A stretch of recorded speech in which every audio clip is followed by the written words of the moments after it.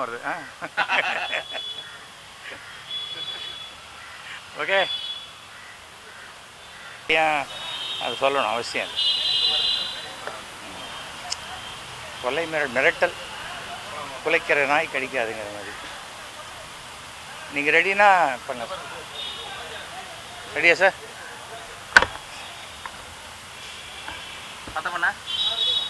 எல்லாருக்கும் வணக்கம். கடந்த 26ஆம் தேதி என்னுடைய பிறந்த நாள். அந்த பிறந்த நாள் அன்னைக்கு பாஜகவுடைய மாநில தலைவர் திரு அண்ணாமலை அவர்கள் அந்த சவுக்கடி சந்திரகாந்தா சீன் ஒன்று அரங்கேற்றம் பண்ணார். அது வந்து இதை போன்ற ஒரு கோமாளித்தனத்தை தமிழக அரசியலிலோ இல்லை இந்திய அரசியலிலோ யாருமே பார்த்துருக்க முடியாது. ஒரு பிரச்சனை, அந்த பிரச்சனைக்கு தீர்வு காணுவதற்கு முயற்சி செய்ய வேண்டுமே தவிர அதுக்கு நான் பொறுப்பேற்றுக்கிறேன் அப்படின்னு சொல்லி நான் சவுக்கால் அடிச்சுக்கிறேன் அப்படிங்கிறது ஒரு கோமாளித்தனம். அவர் ஒன்றும் தமிழ்நாட்டு டிஜிபியோ இல்லை சென்னை கமிஷனரோ கிடையாது. அவர் எதுக்கு அந்த பொறுப்பை ஏற்றுக்கணும்? ஒருவேளை அந்த குற்றவாளி அவருக்கு உறவா, இல்லை அவருக்கு தெரிஞ்சவங்களா, இல்லை ஒருவேளை அவர் இந்த குற்றம் தண்டிக்கப்பட்டோடனே அவரை பிஜேபியில் எடுத்துக்கலாம். ஏன்னா ஏற்கனவே 261 கிரிமினல்ஸ் இருக்காங்க. சரி, 262 சேர்த்துக்கலாம் அப்படின்னு இருக்கலாம். ஆனால் ஒரு விமர்சனம் என்பது யாருக்கும் உண்டான உரிமை. அது தரம் தாழ்ந்து விமர்சிக்காமல் எல்லாம் விமர்சிக்கலாம். இந்த சவுக்கடி தான் ஒரு தலைவருக்கு தகுதியான ஒரு இடம் என்றால் தமிழ்நாட்டில் நடிகர் எம்எஸ் பாஸ்கருக்கு தான் பாஜக தலைவர் பதவி கொடுக்கணும்னு நான் சொன்னேன். அவர் தான் நல்லா ஆடிக்கினே சவுக்கால் அடிச்சுக்கிறார் ஒரு படத்தில், ரொம்ப சிறப்பாக பண்ணியிருப்பார். இதை வந்து என்ன பண்ணிட்டாங்க, என்னுடைய செல் நம்பரை கொஞ்சம் அளவு கடந்த அண்ணாமலை அடிமை யாரோ 2-3 பேர் என்ன பண்ணிட்டாங்க, இதுதான் எஸ்வி சேகர் நம்பர், அவரை கொஞ்சம் பக்குவமாக செஞ்சு விட்டுருங்க அப்படின்னு போடுறாங்க. அதாவது சோஷியல் மீடியா இருக்குது, என்ன வேணால் பேசலாம்ங்கிறத தாண்டி அடுத்தவருடைய தொலைபேசி எண்ணை அவர் அனுமதி இல்லாமல் போடுவது சட்டப்படி குற்றம். கொஞ்சம் வந்து ஆத்திரத்தில் புத்தி பேதலிக்கும் போது தவறுகள் நடப்பது சகஜமான ஒரு விஷயம். அதுக்கு பிறகு பார்த்தா எனக்கு சாதாரணமாக ஒரு நாளைக்கு 100-200 கால்ஸ் வரும். இதுக்கப்புறம் 1000, 2000, 3000ன்னு கால்ஸ் வருது. வாட்ஸ்அப்பில் வருது, இதில் வருது, வந்துக்கிட்டு இருக்கு. நமக்கு ரெகுலரான கால்ஸ் அட்டன் பண்ணவே முடியாத அளவுக்கு ஆயிடுச்சு. சரி, நான் என்ன பண்ணேன், நம்ம சிலதெல்லாம் மேனேஜ் பண்ணோம். இதெல்லாம் சகஜம். ஏன்னா நானே பொது வெளியில் என்னுடைய நம்பரை கொடுத்துருக்கேன். ஏன்னா யாருக்காவது ஏதாவது உதவி தேவைப்படணும். அன்றைக்கி ஒரு டைரக்டர் ஒருத்தருக்குடைய ஹார்ட் அட்டாக் வந்துருச்சு. எனக்கு ஃபோன் பண்ணி அவங்க ஒய்ஃப் சொன்னாங்க.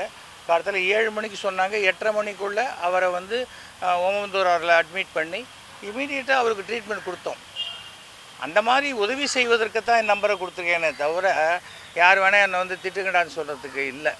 ஸோ இது தெரிஞ்சுக்கணும். ஒரு ரிட்டையர்டான ஒரு வாலண்டரி ரிட்டையரான ஒரு போலீஸ் தலைமையில் நடக்கக்கூடிய ஒரு கட்சியில் இப்படி சட்ட மீறல்களை நான் பண்ணுவேன், உன்னால் என்ன பண்ண முடியும் பார்க்கலான்னா அதுக்கு உண்டான பிரதிபலன்களையும் எதிர்பார்த்து அவங்க தான் செய்யணும். இல்லை அதை வந்து அதுக்கு உண்டான தண்டனை இருந்தால் அது தண்டனையை அனுபவித்து தான் ஆகணும்.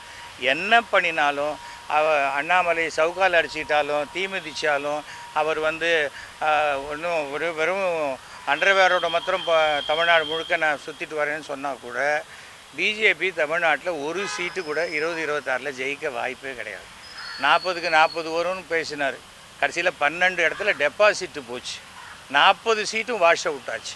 வெறும் வாய் தான் வேலை செய்யும் அண்ணாமலைக்கு, செயல் ஒன்றுமே கிடையாது. இதில் பேசினாங்க, ஒருத்தர் கூட பாஜக நிர்வாகி என்கிட்ட பேசலை. ஏன் இப்படி? ஏன்னா அவங்க எல்லாருக்கும் தெரியும் இவ்வளோ அபத்தமாக பைத்தியக்காரத்தனமாக இருக்கக்கூடிய ஒரு முட்டாள் தலைவனை போய் போட்டிருக்காங்களே நம்ம கட்சியில் அப்படின்னு. நான் எல்லாத்தையுமே நான் வந்து பிஜேபியில் இல்லாவிட்டால் கூட இன்றைக்கும் நான் என்னுடைய கருத்துக்களை நேரடியாக நம்முடைய பாரத பிரதமர் அவருக்கு நான் அனுப்பிச்சி விட்றேன். அவ்வளோதான். தமிழ்நாடு நல்லா இருக்கணும். இது பாலிடிக்ஸ் பாலிடிக்ஸ் பண்ணுற இடமே இல்லை. அந்த ஒரு குற்றவாளி யாராக இருந்தாலும் அந்த குற்றவாளி தண்டிக்கப்பட வேண்டியவன். அதுவும் அந்த பெண்கள் விஷயத்தில் நடந்து கொள்ளக்கூடிய பாலியல் குற்றவாளிகள் மிக கடுமையாக தண்டிக்கப்பட வேண்டியது. எனக்கு அதில் மாற்று கருத்தே கிடையாது. இதெல்லாம் வந்து அந்த அரபு நாடுகளில் இருக்கிற மாதிரி பனிஷ்மெண்ட் கொடுக்கணும், அப்போ தான் அது சரியாக வரும். ஆனால் என்னென்னா எய்ட்ஸ் மாதிரி தான், இது எனக்கு வராது, மற்றவங்களுக்கு வரும் அப்படின்னு நினச்சிக்கிட்டு இந்த தப்பு பண்ணுறது. அதுதான் ஒரு 20 வருஷம் முன்னாடி சென்னை கமிஷனர் சொன்னார், உங்கள் வீடெல்லாம் இருட்டாக வச்சுக்காதீங்க, வீட்டை சுற்றி விளக்கு இருக்கட்டும் அப்படின்னார். அன்றைக்கி நான் என் வீட்டை சுற்றி ஒரு 10 லைட் போட்டேன். நைட் டயத்தில் அந்த 10 லைட்ஸ் எரிஞ்சிக்கிட்டே தான். சிசிடிவி வைக்கணும், நாங்கள் சிசிடிவி வச்சோம். பாதுகாப்புங்கிறது நம்மளும் ஜாக்கிரதையாக இருக்கணும், அதுதான் முக்கியம். அதுதான் சொல்கிறேன், எந்த பெண்ணாக இருந்தாலும் அது யாராக இருந்தாலும் சரி, இந்த மாதிரி ஒரு சம்பவம் நடக்கிறதுக்கு நாம் வந்து ஆண்கள் தான் வைக்கப்படணும். அதுதான் உடனே இதை போலீஸ் பார்க்க மாட்டாங்களே. நமக்கு இருக்கிற போலீஸ் ஃபோர்ஸ்லேயும் பாக்கி இதுலேயும் சுய கட்டுப்பாடும் சுய ஒழுக்கமும் இருந்தால்தான் சமுதாயம் நன்றாக இருக்கும். நான் ரொம்ப வருஷமாக சொல்லிகிட்டு இருக்கேன், பள்ளிக்கூடங்களில் கல்வியை போதிப்பதை விட ஒழுக்கத்தை அதிகமாக மாணவர்களுக்கு போதிக்க வேண்டும். அப்போ தான் அடுத்த தலைமுறை சமுதாயம் மிக சிறப்பாக இருக்கும். பக்குவமாக செய்ய முயற்சி பண்ணாங்க. நான் இது மாதிரி அன்னோன் நம்பர் எடுக்கவே இல்லை. எனக்கு வந்து என் ஃபோனில் வந்து கிட்டத்தட்ட 18,000 சேவ்டு மெசேஜஸே இருக்குது, சேவ்டு நம்பர்ஸ் இருக்குது. என்னுடைய நண்பர்கள் இப்போ தந்தி டிவியில் பார்த்தா உடனே அவரோட நம்பரை நோட் பண்ணால் என் நம்பர் ரெக்கார்ட் பண்ணிவிடுவேன். எனக்கு அந்த முன்னெல்லாம் 50 நம்பர் 75 நம்பர் அது இல்லை இப்போது. ஸோ எனக்கு வந்து கிட்டத்தட்ட 18,000 நம்பர்ஸ் இருக்குது. ஸோ அந்த நம்பருக்குள்ளே வர கால்ஸை மாத்திரம் நான் எடுக்கிறேன். Unknown numbers எடுக்கிறதில்ல. அன்னோனில் சில பேர் பிஸ்னஸ் விஷயமாக பேசணுன்னா அவங்க எஸ்எம்எஸ் அனுப்புவாங்க, சார் இந்த விஷயமாக நான் பேசணும். அப்போ நான் இமீடியட்டாக நான் கால் பண்ணுறேன். அதனால் எனக்கு வந்து ஆனால் என்னென்னா சைலண்ட்டில் வச்சுக்க வேண்டியிருக்கு ஃபோனை. என்னுடைய ஃபோனை வந்து என்னை பெரிய பழி வாங்கிட்டு தான் நினைக்கிறாங்க. இப்போ அண்ணாமலைக்கு 4 நம்பர் இருக்குது. ஒரு நிமிஷம் ஆகுமா நான் கொடுக்குறதுக்கு? ஆனால் எத்தனை நம்பர் அண்ணாமலைக்கு இருந்தாலும் ஒரு நம்பர் கூட அவர் எடுக்க மாட்டார். அவருக்கு 5 அசிஸ்டண்ட்டு, அண்ணன் குளிக்கிறாரு தூங்குறாரு இது மாதிரி தான் சொல்லுவாங்க. தவிர நான் தைரியமாக எந்த ஃபோன் வந்தாலும் எடுப்பேன். ஏன்னா நான் கரப்டட் பர்சன் கிடையாது.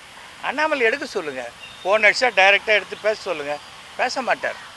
நேற்றுக்கு கூட பார்த்தேன், ஏதோ ஒரு இடத்துல ஒருத்தர் தலைவர் சொல்கிறாரு, நான் வந்து ஆஃபீஸ் ஆரம்பிச்சிருக்கேன் வாங்க அப்படின்ட்டு லேண்ட்லைன் நம்பர் கொடுக்குறாரு. ஏன் செல்ஃபோனுக்கு எதுக்கு இருக்குது? நம்மளை தொடர்பு கொள்ள தானே. அப்படி என்ன அடையாளத்தெல்லாம் மறைச்சிக்கிட்டு நான் ஒளிஞ்சு இருப்பேன், எனக்கு நீங்கள் வேணும் உங்களுக்கு நான் வேண்டாமா அப்படின்னா என்ன? எனக்கு அது புரியலை. நடிகர்களாக இருக்கட்டும், ரசிகர்கள் வேணும் அது வேணும், ஆனால் நம்பர் கொடுக்க மாட்டேன். பிஏ அவன் பிஏ அவனுடைய பிஏ அவனை பாரு அப்படின்னா எப்படி சரியாக வரும்?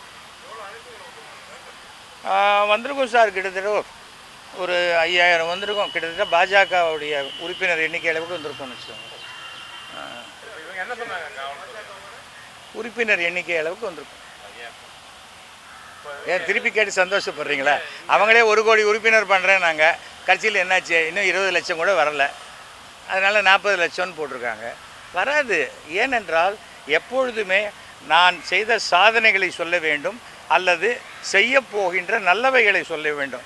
அதை விட்டுட்டு எப்போ பாரு இந்து முஸ்லீமு இது ஜாதி பிரச்சனை மத பிரச்சனை, நம்ம சண்டை போடுறதுல ஒரு 10 பேராவது செத்தாக தான் ஓட்டு வரும். இந்த மாதிரி மனோபாவம் உடையவர் தான் அண்ணாமலை. அதனால் தமிழகத்தில் அண்ணாமலை இருக்கிற வரைக்கும் பாஜக வளருவதற்கு வாய்ப்பே கிடையாது. பெண்களுக்காக போராடுறேன்றார்.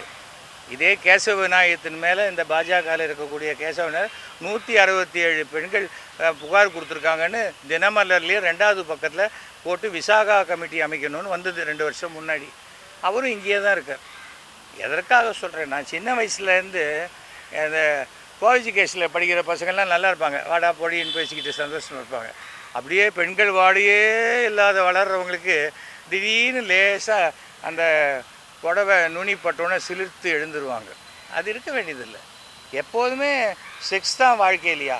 அதை தாண்டி ஒரு சகோதரியாக பார்க்கலாம், ஒரு நண்பியாக பார்க்கலாம். அப்படி தான் நான் சினிமாவில் 60 ஹீரோயினுக்கு தாலி கட்டிருக்கேன். எல்லாரையுமே வீட்டுக்கு கூப்பிட்டு வந்துட்டேன். சினிமாவில் நடித்தவங்கெல்லாம் ஒழுக்கமாக தான் இருக்காங்க. அரசியலில் இருக்கும்போது தான் இந்த மாதிரி அறவேக்காடுகள்லாம் தலைவராக வரும்போது பிரச்சனைகள். தவிர வந்து ஏன்னா ஃபோனில் மிரட்டுறதுனால என்னத்தை சாதிச்சிட முடியும்? ஒன்றுமே கிடையாது. ஆனால் சட்ட ரீதியாக இது தவறு. அடுத்தவருடைய ஒரு ஃபோன் நம்பரை அவங்க அனுமதி இல்லாமல் போடுறது மிகப்பெரிய தவறு. அதில் 2 பேர், ஒருத்தர் ஃபேஸ்புக்கில் போட்டிருக்காரு, இன்னொருத்தர் வந்து ட்விட்டரில் போட்டிருக்காரு. அவங்க 2 பேர் மேலேயும் அவங்களுடைய ஸ்க்ரீன்ஷாட்டோடு எடுத்து நான் வந்து கம்ப்ளைண்ட் கொடுத்துருக்கேன். கண்டிப்பாக அது யாருன்னு பார்த்து நடவடிக்கை எடுக்கிறேன். நான் டெப்யூட்டி கமிஷனர். அவங்க 2 பேரும் பாஜகவினர். ஒருத்தர் பாஜகவினர், இன்னொருத்தர் தெரியல சார், தெரியல. ஒருத்தர் போட்டிருக்காரு, பிரசாந்த் கிஷோர் மாதிரி 100 கோடி கொடுத்தா இவர் அரசியல் வியூகம் அமைச்சு கொடுப்பாராம். இந்த மாதிரி சொந்த காசில் சூன்யம் வச்சுக்க எந்த கட்சியாவது நினைச்சால் எஸ்வி சேகரை அணுகவும். என்னுடைய ஃபோன் நம்பர் போட்டு மண்டை காலி சென்னை. அதாவது அவ்வளோ நகைச்சுவையாக சொல்கிறார்.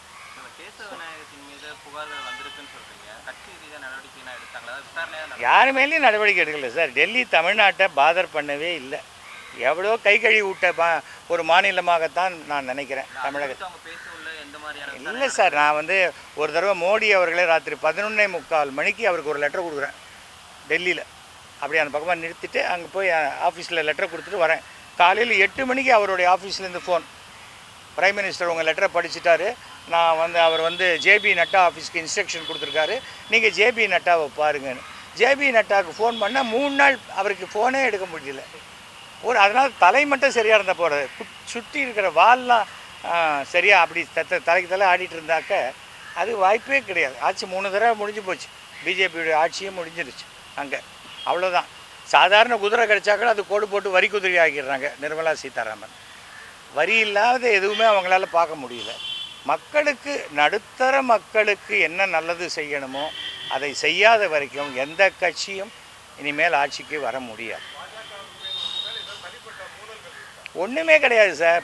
பிரபலமானவன் புத்திசாலி, காம்ப்ளெக்ஸ் வந்துடும். ஐயோ நமக்கு அவ்வளோ புத்தி இல்லையே, நம்ம இவ்வளோ பிரபலமாக இல்லையேன்னு ஒரு இன்ஃபீரியாரிட்டி காம்ப்ளெக்ஸ், அவ்வளோதான்.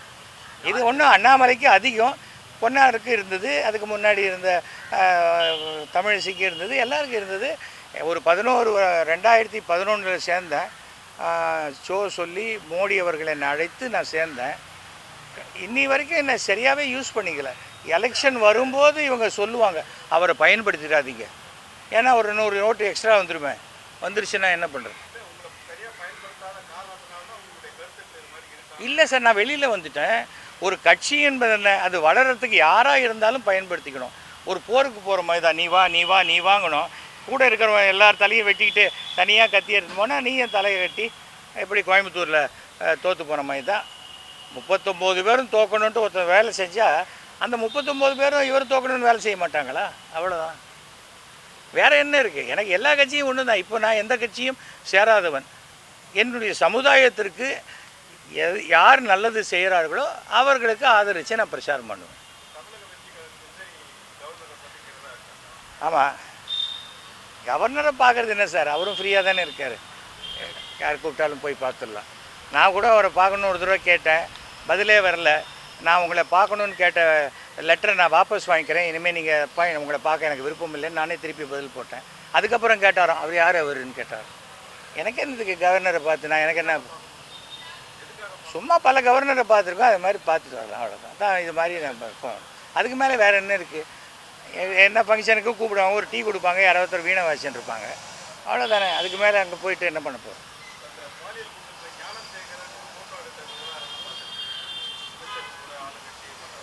சார், யார் வேணால் யாரோட வேணால் ஃபோட்டோ எடுத்துக்கலாம் சார். ஆனால் இந்த மாதிரி சம்பந்தப்பட்ட பிறகு, அப்படிப்பட்டவன்னு தெரிஞ்ச பிறகு ஒருத்தன் ஃபோட்டோ எடுத்துக்கிட்டால் நீங்கள் அப்போ சொல்லலாமே தவிர, அதுக்கு முன்னாடி சொல்கிறதுல எனக்கு எந்த நியாயமும் இருக்கிறதா படலை. ஒரு கூட்டமாக இருக்குது, நானே ஒரு படத்துக்கு போகிறேன், 20 பேர் செல்ஃபி எடுத்துக்கலாம், அதில் ஒருத்தன் திருடனாக இருக்கான், அதுக்கு நான் எப்படி பொறுப்பாக இருக்க முடியும்? அதெல்லாம் நம்ம சொல்ல முடியும். தவிர இப்போ நடந்த சம்பவத்தை எந்த ஒரு சராசரி குடிமகன்லேருந்து யாருமே ஆதரிக்க மாட்டாங்க. மிகப்பெரிய அயோக்கியத்தனம், அநியாயம். குற்றவாளிகள் தண்டிக்கப்படணும், அவ்வளோதான். அதை தாண்டி அதை அரசியலாக்கிட்டு போனால் அதனால் ஒரு ஓட்டு கூட கிடைக்காது.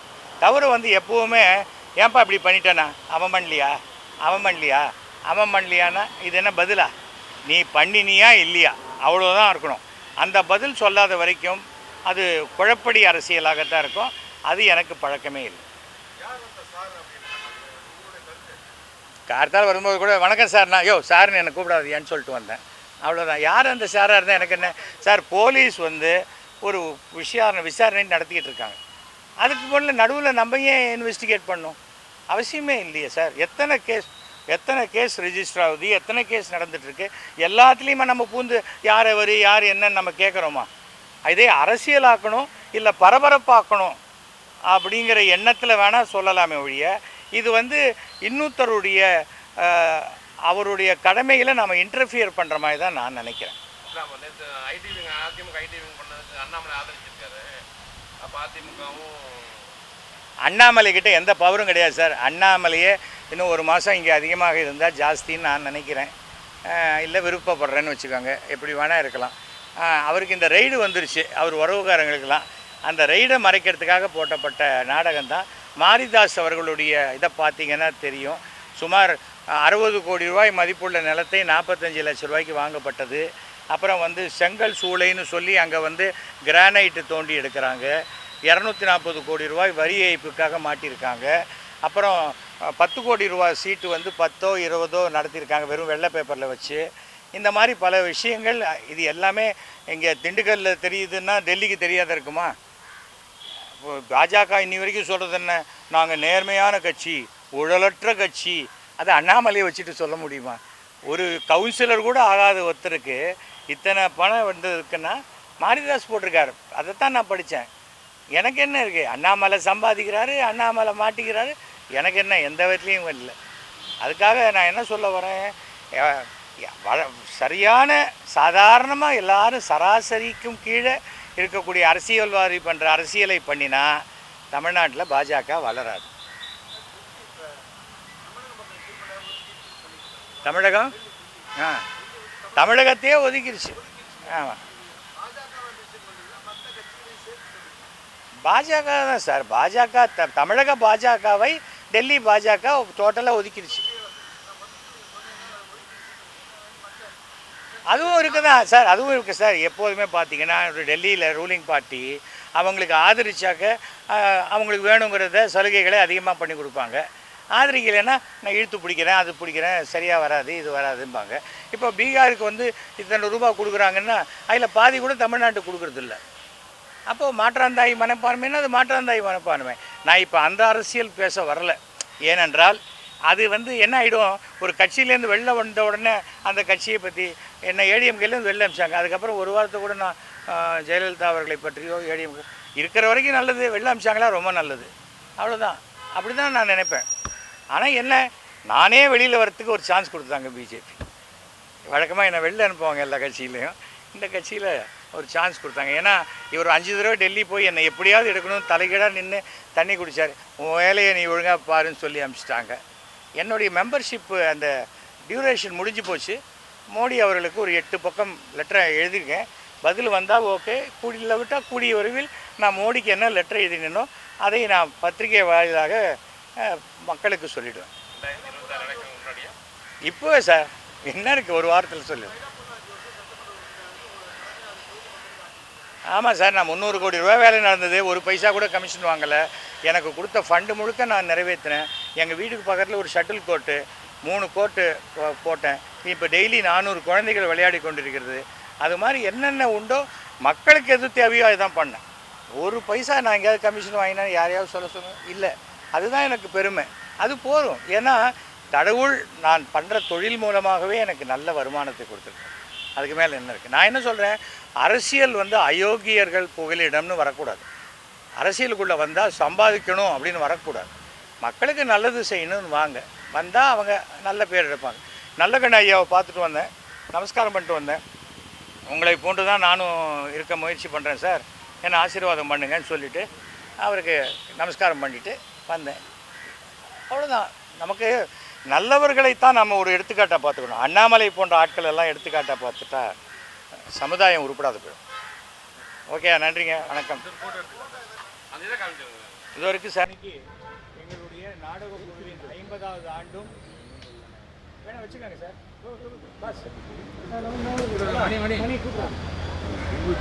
ஏழாயிரமாவது நாடக விழா. மாண்புமிகு தமிழக முதல்வர், துணை முதல்வர் வராங்க. நான் அழைப்பு ரெடியானவன்னு சொல்கிறேன், கண்டிப்பாக வாங்க. இது மிகப்பெரிய தமிழக நாடக வரலாற்றில் இது ஒரு மைல்கல். அதுக்கு அதை பெருமைப்படுத்துவதற்கு முதல்வரும் துணை முதல்வராக அவர்களுக்கு நன்றி.